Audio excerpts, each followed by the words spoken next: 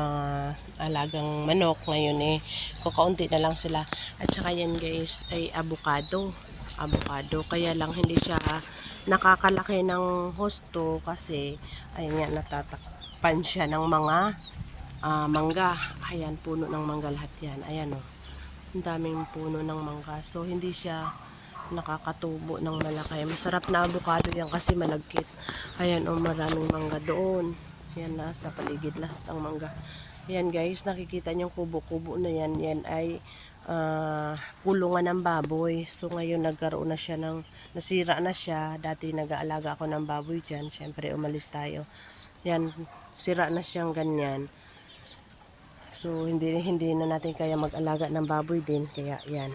Tapos ito, ayan, pinutol yan habang ginagawa yung aming bahay.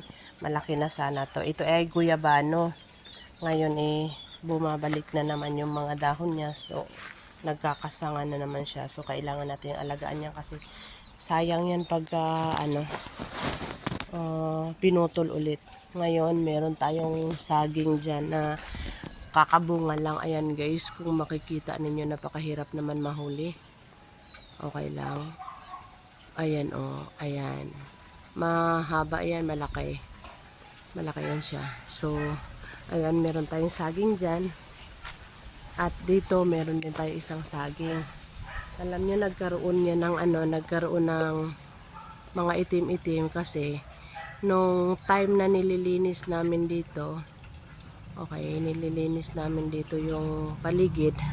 Tulad yan, inayos namin yung bakod na ganyan. So, kasi maraming mga basura na nasa ilat. Yan. Yan, ito yung ating mga kalamansi guys. Yung bahay ng hipag ko yan. So, ito meron tayong bayabas. Yung bayabas natin, nasunog din yan. Ayan o, putol. Malaki na dapat yan. Ngayon nasunog yan. Ayan, mga sako ng mga buhangin yan. Yan, maraming basura doon.